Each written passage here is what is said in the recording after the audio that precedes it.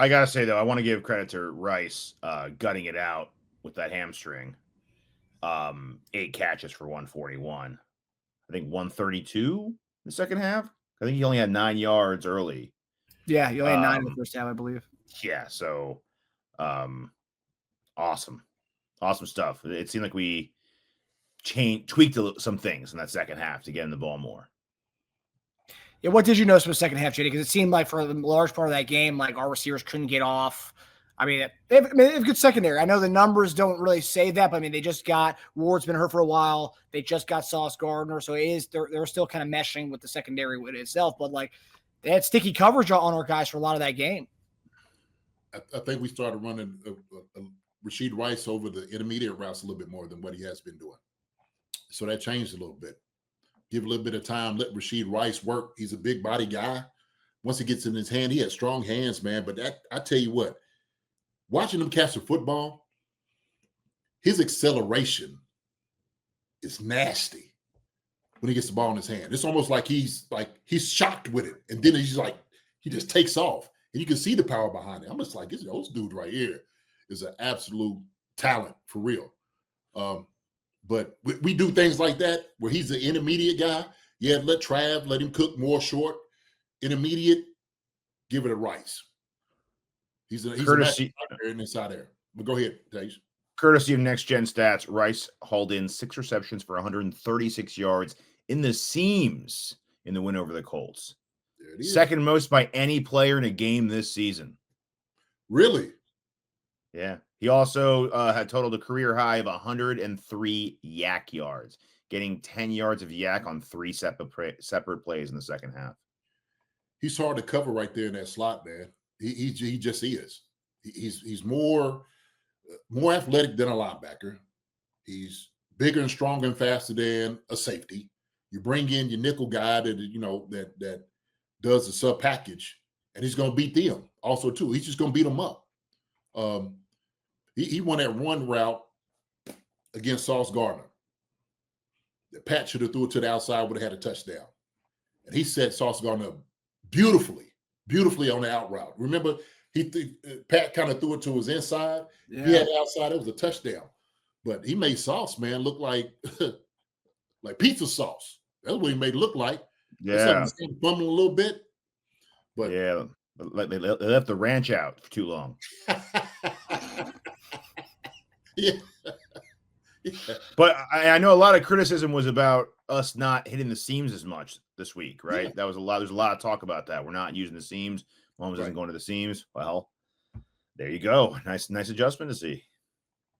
And I got tired of Tony Romo sitting there saying, you can't live in the middle. I'm like, what are you talking about? If it's inside the numbers, they ain't gonna be successful. I'm just like, Romo, that's not the case. We just got to make sure there's certain areas, like the curl hook area, that you got to be able to see, and that's what you got to be able to hit. So those seams areas. So I'll tell you what, this is what I'm gonna do. I'm gonna write something up on the board real quick, Marcus. Let me get off here, and I'm just gonna show a little bit like the areas. People can see this real simple. The concept of cover 1 and cover 3. Okay. When you have single high safety, that's what they start giving us, single high safety. And that's what we started stiffing out. When they go single high safety, there's a couple coverages you can run. You can run cover 1, which is man, or cover 3, which is zone, right? And then, of course, you can run split coverages with that too, like a combination coverage on one side and on the other. But usually, like I was going through last night, I was telling everybody what, like, cover 3, you break the field down in thirds, okay? All right? Cover 3, right? Thirds of the field, okay? He's got deep third, he's got deep third, he's got deep third.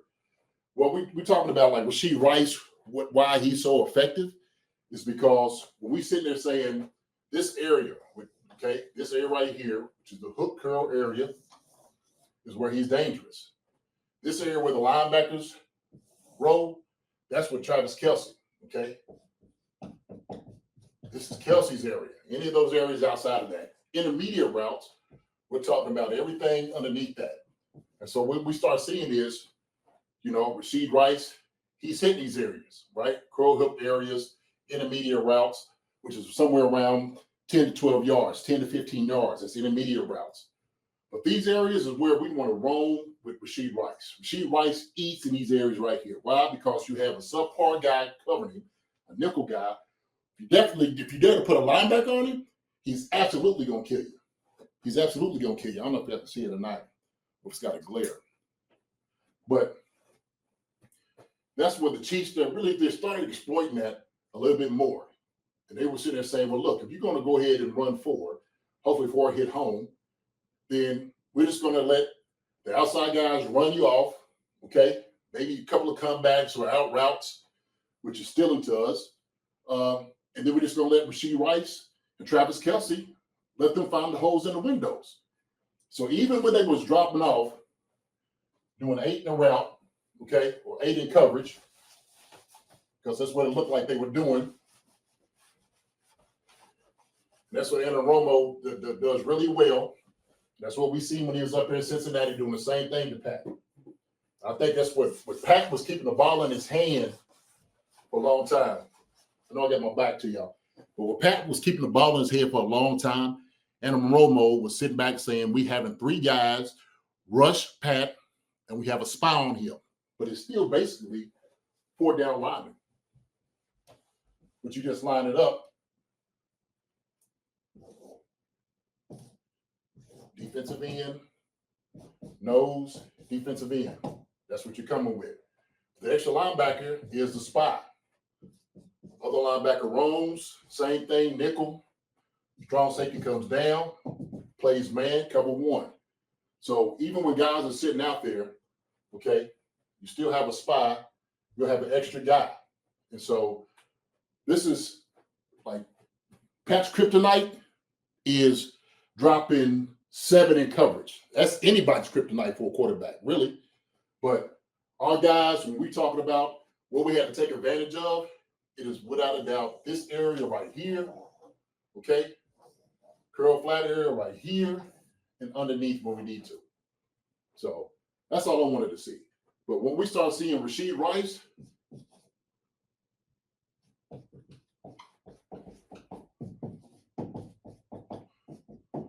that's right there is where he just needs to run. That's his area.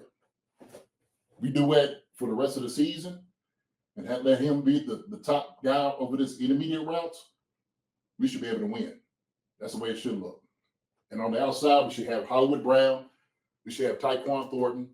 We should have those guys, Xavier Worthy. Let those guys hit the deep routes, comebacks, outs, and all those different things. And let Rashee Rice and Travis Kelce run the middle. So really, that's all I wanted to show. That was it. So I hope everybody's seen it. But that's what I want to just show. Cover 1, cover 3. Anytime we have that, our guys on the inside should be able to win. So that was it, Marcus. Good stuff, JD. Yeah. So that's the zone. That's the zone they attacked today, and that's the zone they need to continue to attack. Yeah, it is. So I think they really started seeing more of that. And Romo, same thing. Like, I'll take any of those guys, Travis Kelce, Rashee Rice. I'll take those guys all day against your nickel guy, your linebacker guy, your strong safety. That's just the matchup. That's the matchup that you want. And that's the matchup that you should be able to win. So they do it to us. We always get on Chamari Connors because he gives up a play. Well, why? Because you're giving a more athletic guy that knows where he's going against somebody who is not as great in coverage. Even though he's a decent cover guy, sometimes you just have maybe a linebacker or tight end or a guy that's running the slot. That's your matchup. And so they start doing the same thing in like Chamari Connors. I start looking at the teams that match up on the inside. They're like, yeah, this is where we go with it.